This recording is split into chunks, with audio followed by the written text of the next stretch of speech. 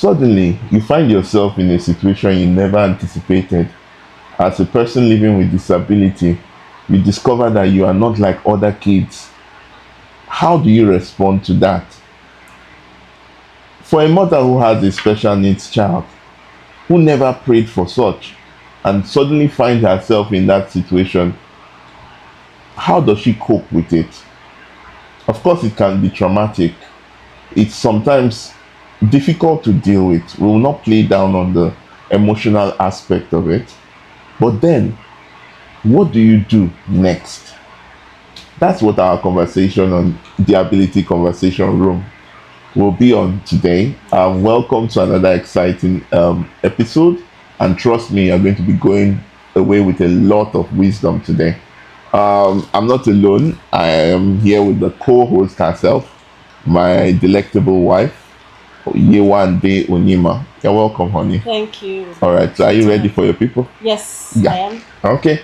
So with no further ado, let's just jump right into the questions. Today we are talking about acceptance. Acceptance. For many, it is difficult. But how important is acceptance? So I'll take the first question as a person living with disability, and I would also be answering from the aspect of family too, because I practically lived that, right? Yes. So the first question says, what does acceptance truly mean from your own perspective?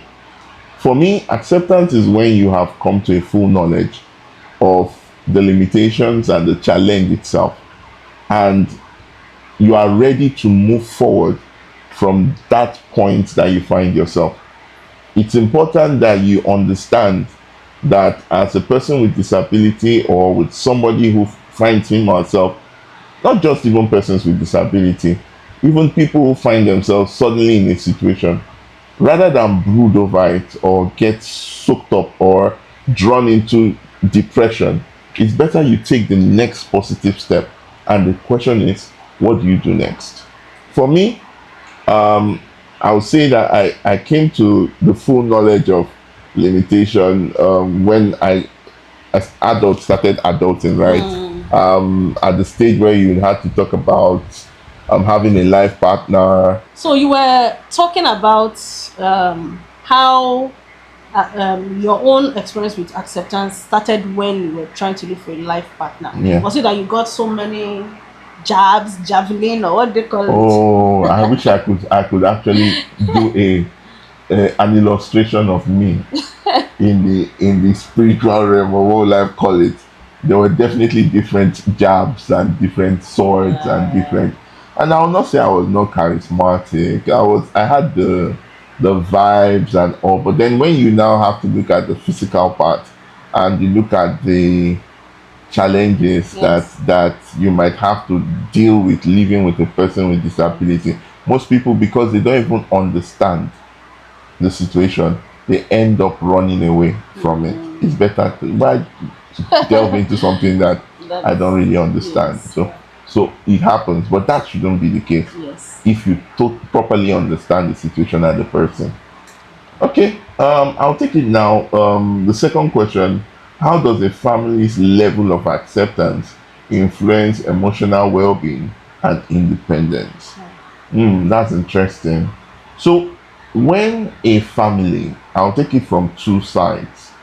From a point where a child, the person is realize, or the person gets physically challenged from as a child, it's different from when somebody has already been moving around, no limitation, and then suddenly one finds him or herself as a person living with disability.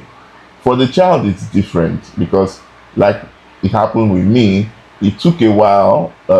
My parents were able to cushion the effect. My friends were there, everything was there, but it's not like I did not know I couldn't work. I did things. I had to wear caliper. I had to go to school in certain ways, but it didn't hit me like I was different. It just felt like I did my things differently. Yes, because your mom treated you the The same way she as treated the every other other children. child. Yeah.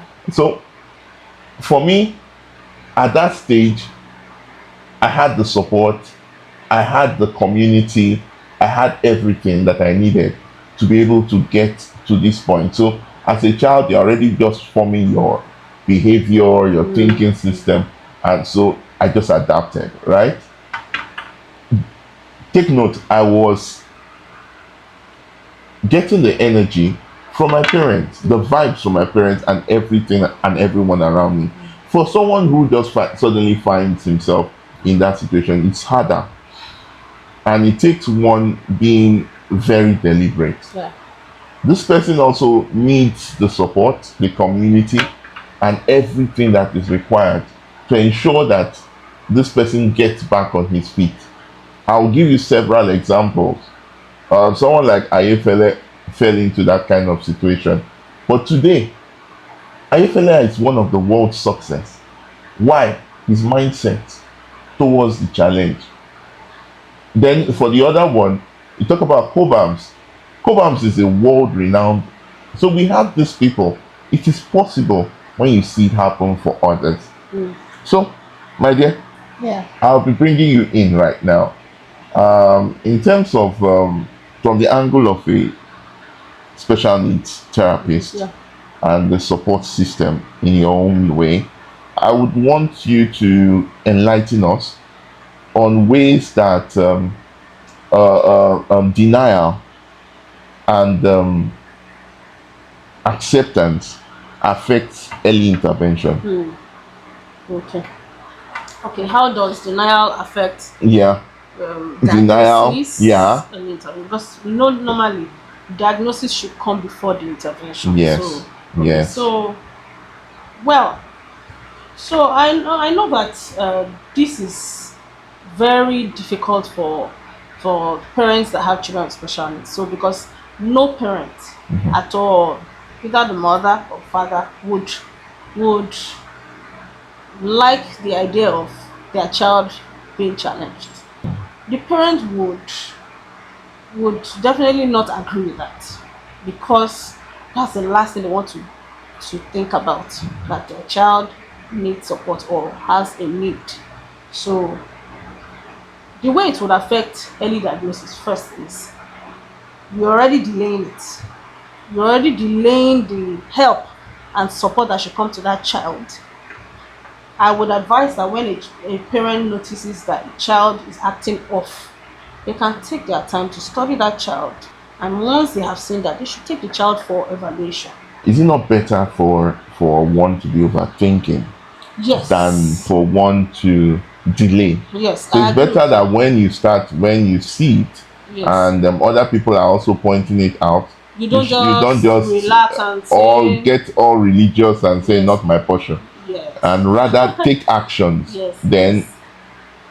then you are There are really, I agree with you, because there are a few parents that probably are still in that denial stage. stage and of phase, and they are like, no, I reject it. It's not my child. It won't happen to this child. Either whatever religion you belong to, I know it happens that some parents, not all, some parents are still in that denial phase, and then it delays the intervention that should come for that child.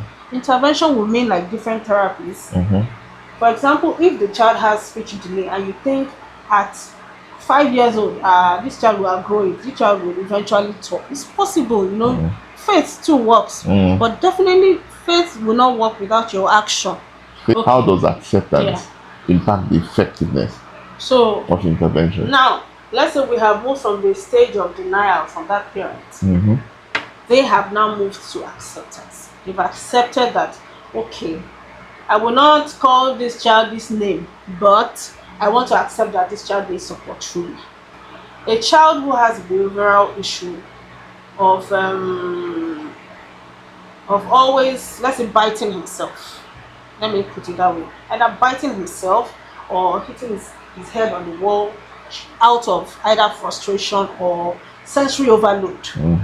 That child, once the behavioral therapist has engaged that child and they have started correcting that habit of biting himself or injuring himself or hitting his head on the wall, that once he has started, I think the parents should kind of like collaborate with that therapist to know what they can be doing at home while the therapist is not at home, because definitely the therapist can't be with the parents 24 hours in a day.